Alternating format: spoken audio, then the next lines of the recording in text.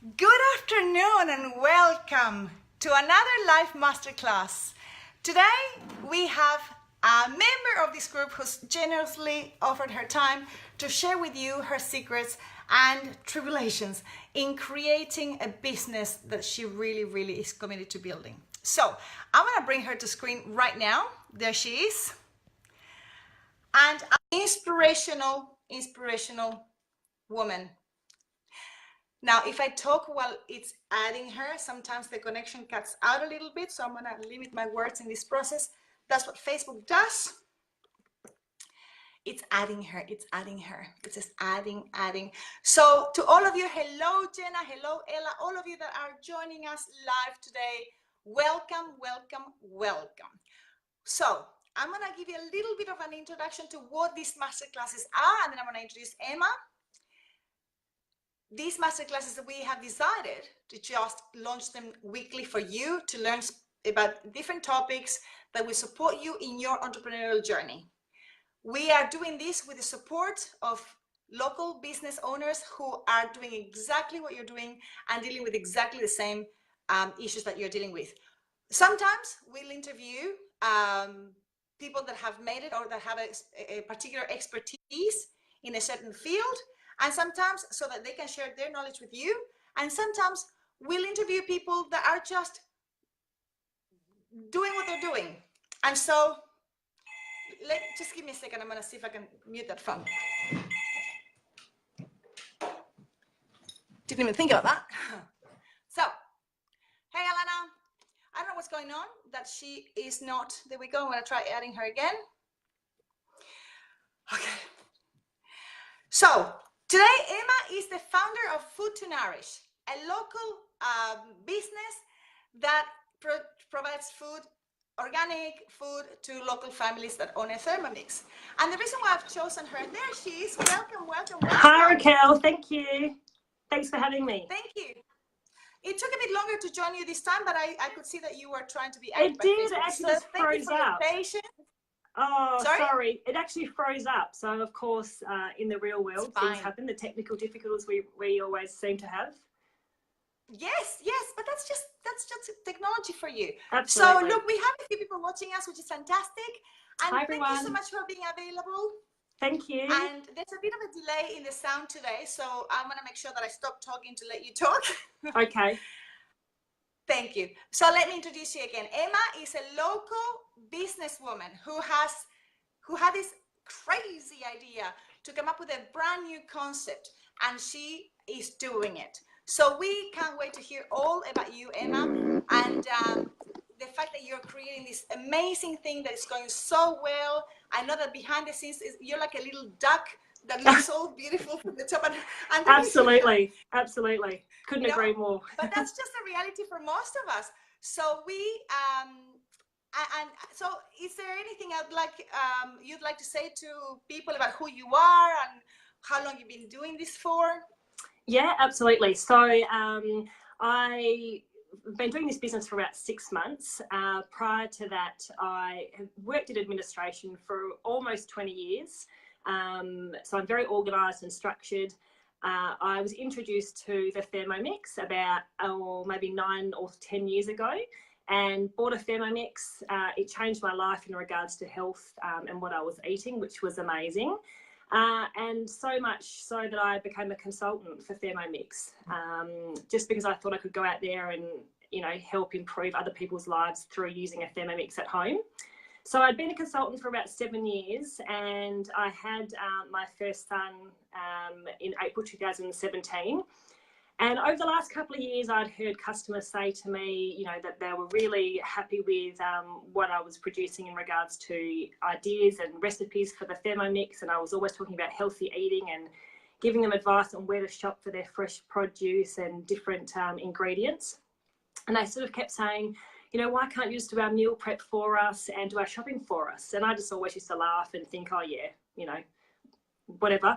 And then when my son was about 3 months old, I actually thought, well, why can't I do that? There's no one in Perth doing that at the moment. So because my son was such an amazing sleeper and such a good baby, I thought I would start Food to Nourish. So that's how it all started, basically. Wow. So there you go. What somebody else would have seen as an obstacle, like a brand new baby, you were like, yeah, I can do this. So not only you launched this business with a brand new baby, you launched your business in a market that's already established. Yeah, so the Thermomix market, I'm pretty sure most people will know what a Thermomix is. So it's a kitchen cooking appliance. So Thermomix around Australia is very well known, and there's hundreds of thousands of customers.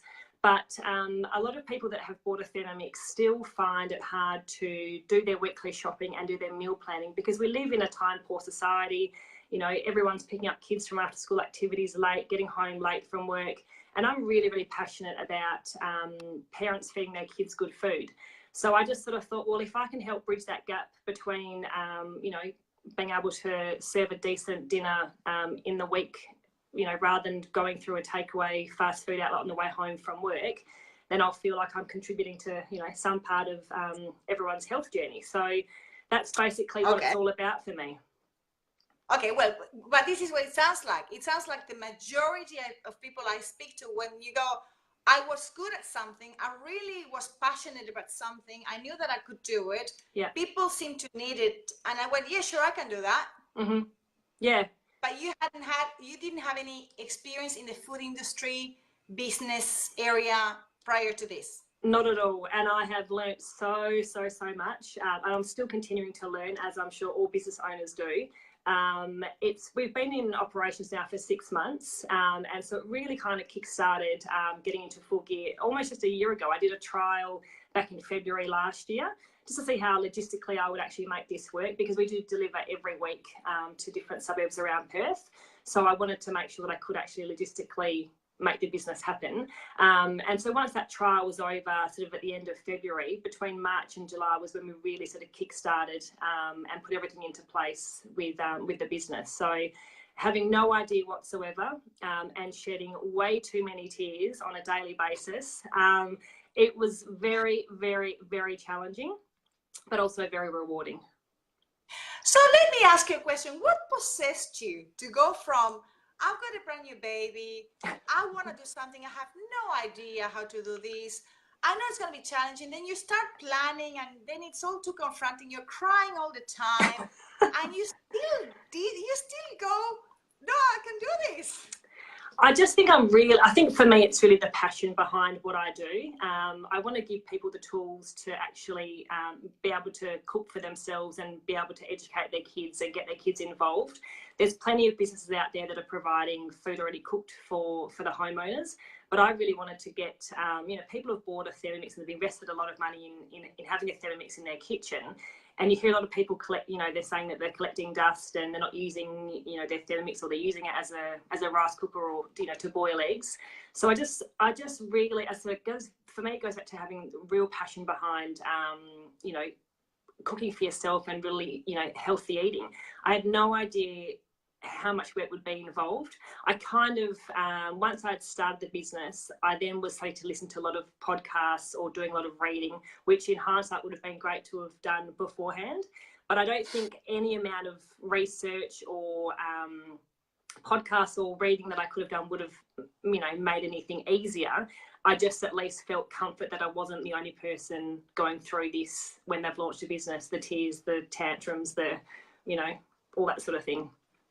Yes, and look, I'll tell you something from someone who's been in business for much longer than 6 months. The tears and the tantrums keep on coming.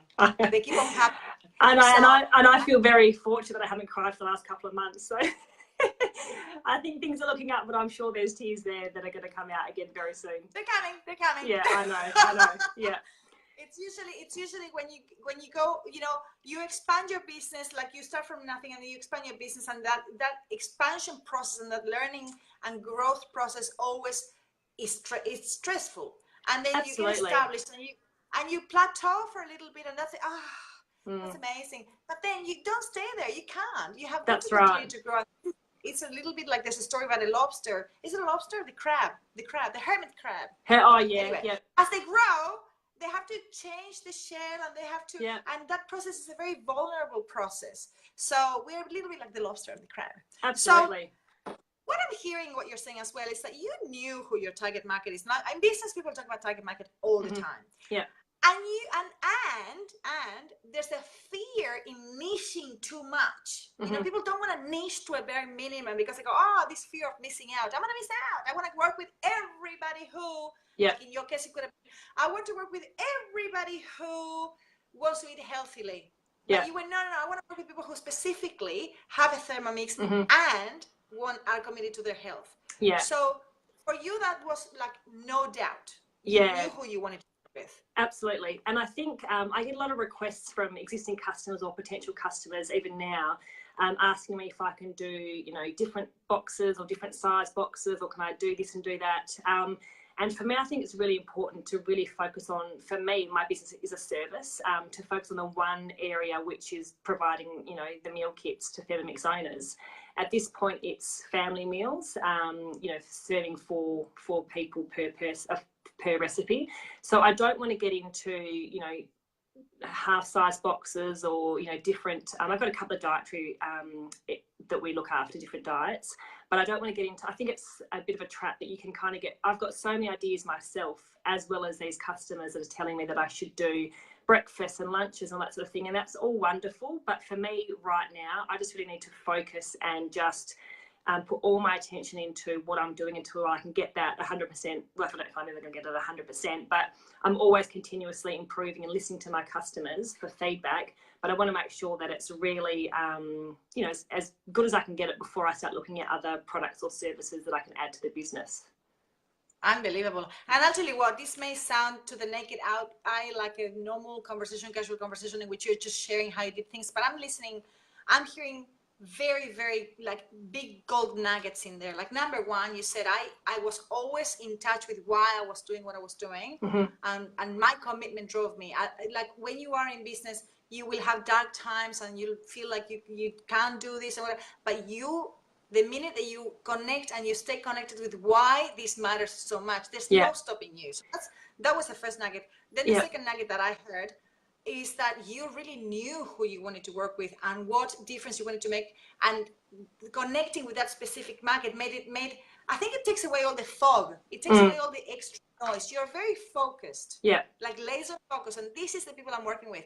And then you are now talking about how, and this is also another conversation that I have all the time with people, but what if I did this and what if I did that? You're like, no, this is what I do, and I'm building this core service right now. This is what I do, this is what I'm developing. And because I know of you and I follow you on Facebook and I see your amazing work, what I see is that in developing this core product, although it's one service, it's the delivery of a box for a family, you're continuously developing what goes into that, expanding, learning, trialing. So you're polishing and polishing and polishing that same thing. So you didn't go into any other things, which could have been a risk, because you want to continue to build your business with that thing. Absolutely. Amazing.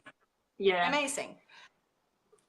Well, so I'm just looking at my notes because we had an interview with Emma before this call, but I'm just loving this conversation. Say anything you want to keep on saying, just say. I just want to say, Raquel, that I've talked to a couple of different business owners since launching the business, and they're asking for my advice, which I don't know if I can, you know, give great advice, but I suppose I have been there now and done that. But a lot of people just take so much time to actually launch their business, and I don't think there's ever going to be a right time to actually launch, depending on what your product or service is. But for me, I could have talked about it for another 2 years, and I could have, you know, done more research and got some different people on board in that time. But I just think you're not going to know until you actually launch your business. Sort of just not throw yourself in, but so throw yourself in and just see how you go. Because once it's launched, you're going to keep going and just, you know, trialing everything. And you only really can do so many tests. So for me, my service is website based. So I have had a lot of technical issues since launching. And you don't really know all the scenarios that can possibly go wrong until you actually have real live customers that can actually place orders and change things around. So doesn't matter how long I could have done that as a trial, until I actually did the business and launched it. And I think actually meeting with you, Raquel, was amazing. Before I launched, I went along to one of Raquel's workshops, because I really needed that push just to kind of get me out there. I always had an idea of what I wanted to launch, and it was you that sort of said to me, well, why are you waiting? Why can't you do it? What's holding you back? And I think it's that whole fear factor. I've never, had my own business before, besides a Thermomix business, but you've got the support there of your colleagues and things. But with me, I find probably the biggest challenge I've had is I've always worked in an environment where I've been really good at my job that I've done. But if I didn't know how to do something, I'd be able to talk to the person next door, or, the guy down the corridor, to find out how I would do something, or just ask them to do it because it's their expertise. Working for yourself and being on your own, you've only got yourself to ask. And there's only so many YouTube tutorials you can watch. And you don't have time because you're so busy, and you've got need to get things done. And that's probably the frustrating thing, and the hardest thing I've had to deal with, is just being the only person to talk to yourself about it, but to try and battle through.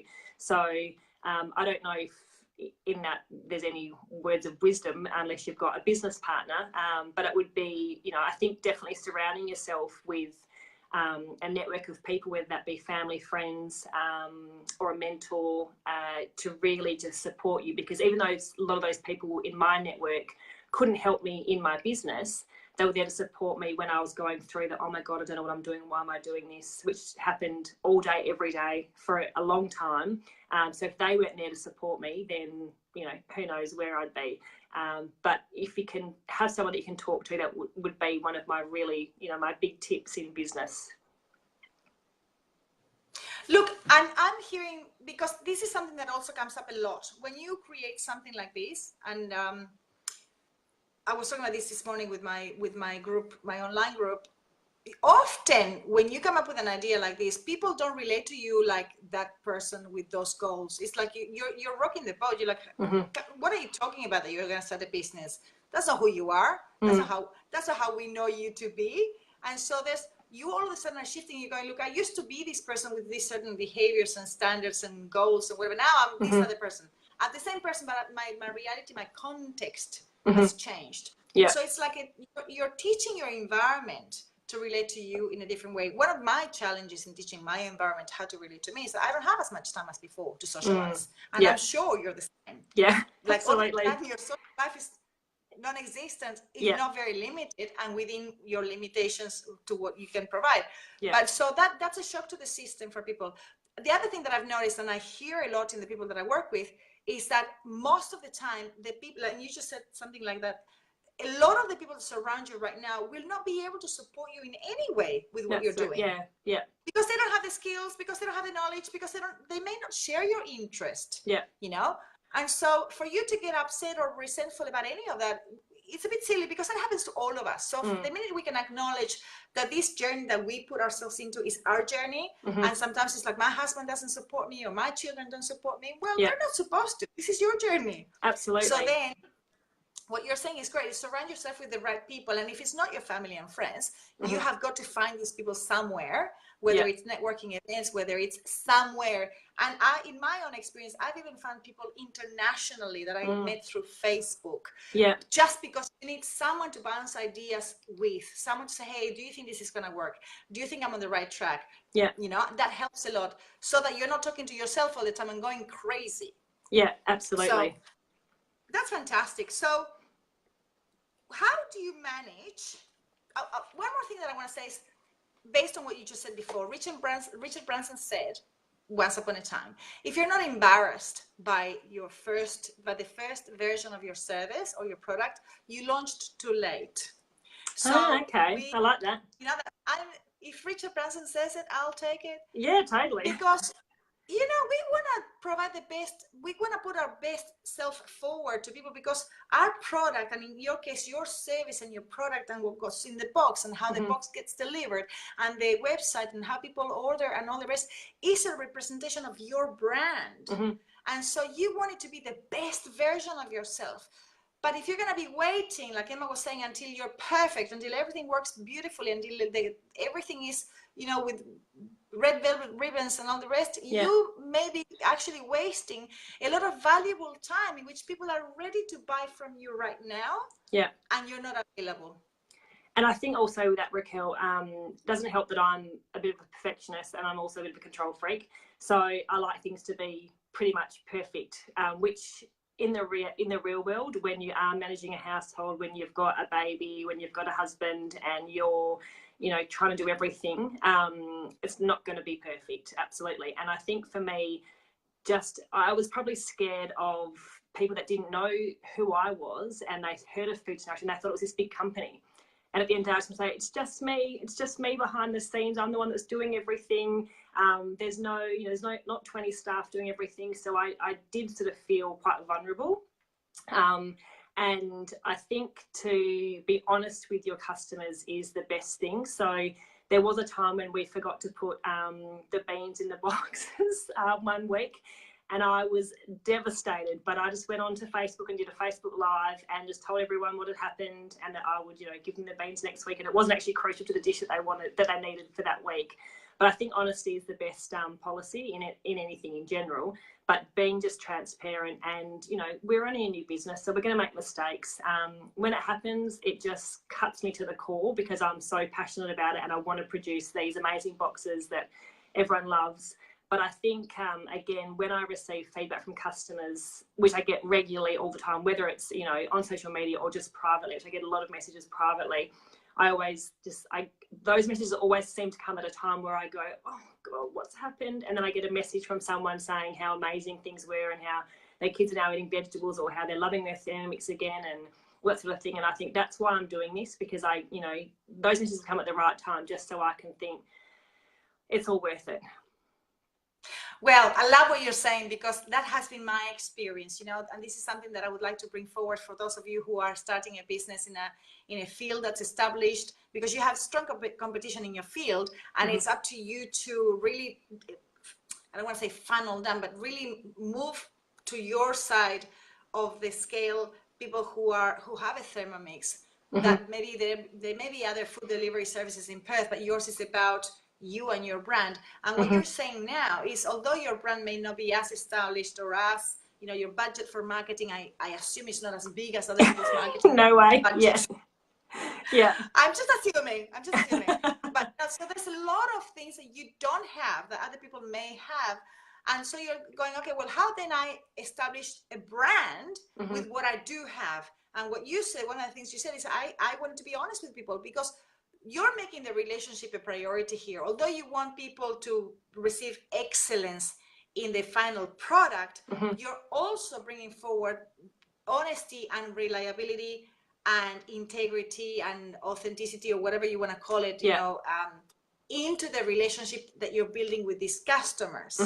And that's what builds, I always say business is not only an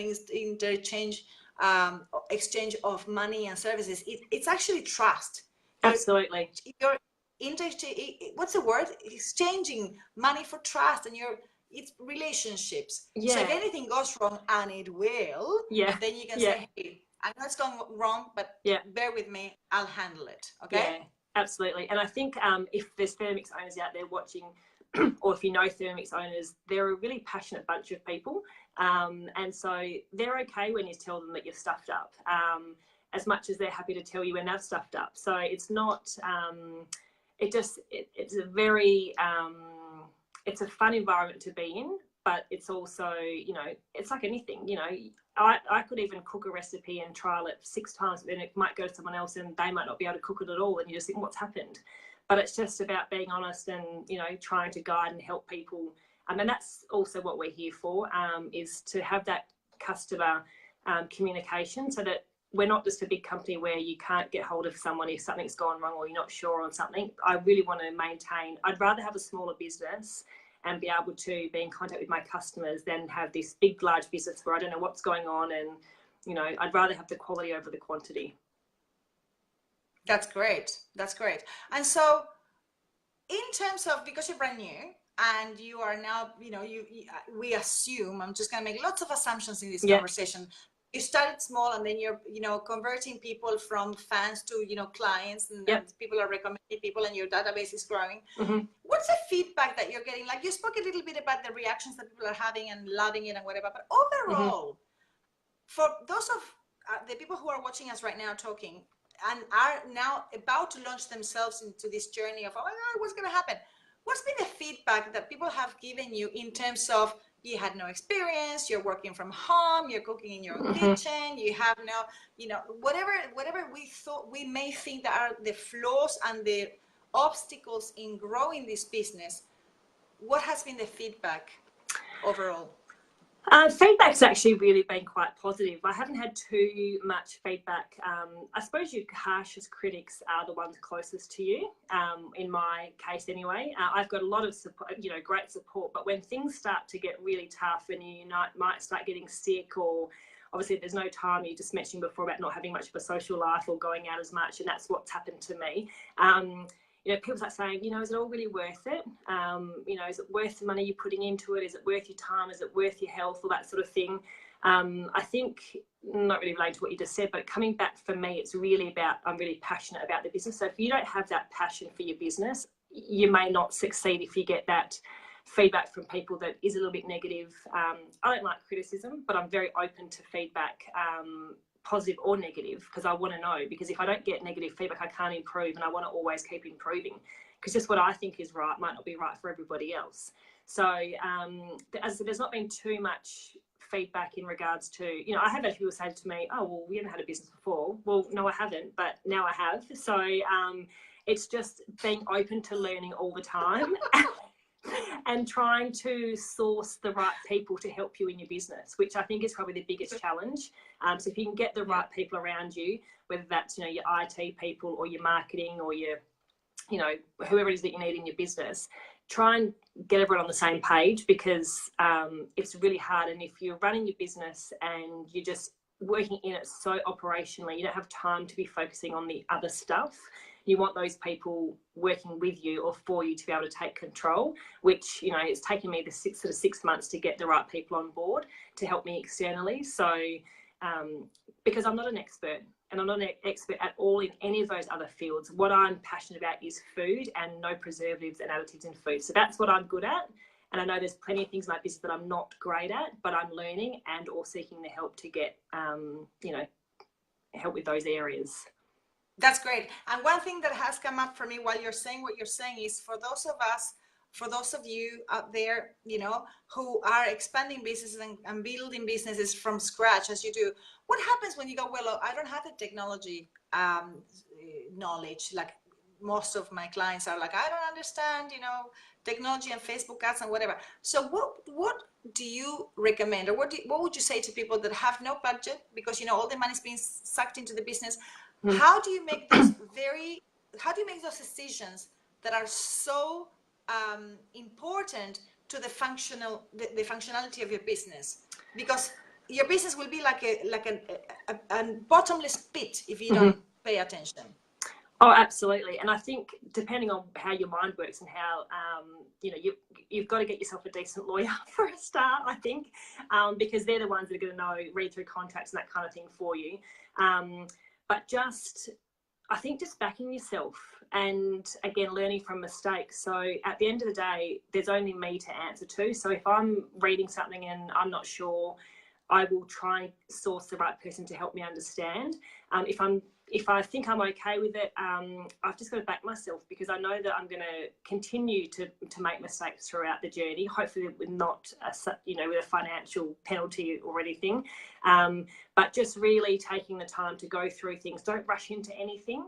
I think a lot of the time, and with me, I had a date that I wanted to launch, I need to get everything ready and running, but there was a couple of things that were holding me back, so I just pushed it back a couple of weeks, which, well, it was about a week, so it wasn't, you know, too much, and I was sort of a little bit vague around, I was just launching July, which I still launched in July, and it was the 3rd, so maybe 2 days later, so just giving myself that little bit of a buffer of time, because I didn't want to not launch when I wanted to launch, because, you know, I sort of built the marketing news as I was sending out, saying that, you know, we're launching, and just keeping people engaged. For me, really, social media has been my biggest marketing so far, because I don't have that huge budget. And the Thermomix, I'm a little bit different because the Thermomix community are a lot on social media. So for that, it's quite good. And, you know, I was a consultant for 7 years, so I know a lot of people out there. I know a lot of consultants and customers as well. And as I said, with Thermomix, they're very passionate people. So even if it's not for, say, the Thermomix owner down the road, but they know it will really benefit their friend who's got a Thermomix, and they're more than happy to pass on my details. So I think for me, word of mouth, which has always been in my Thermomix business, really positive for my business then, is still a really big marketing avenue for me at the moment, because, you know, people will happily talk about something if they're happy with what they're getting. Yeah. And I'll tell you what, in my experience, when it comes to marketing and that kind of stuff, being able to think outside of the box and go, okay, well, I just don't have money for marketing. So, you know, people, you would know the very, very successful brand Who Gives a Crap for toilet papers and tissues. I use them. Yeah. I use them as well. They have done everything with $0 for marketing. Yeah, and the way that, and if you don't know them, look them up, look at the marketing campaigns they have had. Yeah. They have been super, super successful, and they've done it with no money. Yeah. So it can be done. Emma, it has been an absolute pleasure to talk to you. Thank you for sharing that knowledge. And we don't have, if you have any questions for Emma, pop them down. I'm sure she'll be happy to answer them for you. And so will I, if she's not available. So let everybody know where they can find you if they would love to find you. Sure. Thanks, Raquel. So we've got a website, which is just Food to Nourish. The 2 is the number 2. So foodtonourish.com.au. We've also got a Facebook page, Food to Nourish, and an Instagram, food_to_nourish. If anyone's out there that just wants some healthy tips and hints, I have a Facebook group called Food to Nourish Hints, Tips and Recipes. So I'll always share, you know, whether it's breakfast, lunches, snacks, drinks in that Facebook group. There's interaction there with other customers. We've also got a newsletter that would go out every week. So if you want to subscribe, you can do that on the Facebook page or head on over to our website. But otherwise, you can just shoot me an email through the website as well. Fabulous, fabulous. Gee, you are very findable if people want to find you. That's fantastic. Oh, thank you. That's fantastic. So we're going to put the links underneath so that you can just click on them and be transferred to Emma's world of nutritious and additive-free food. Thank you so much. It has been wonderful. I've learned some stuff myself, and I admire your courage, and I admire your commitment. And I talk about you all the time, and I thank you for being so generous today with your time. Thanks, and sharing who you are and what's really going on behind the brand with everybody in this group. Thank you. Thank you, Raquel. Lovely chatting to you. Bye, everyone. See ya. Bye, everyone.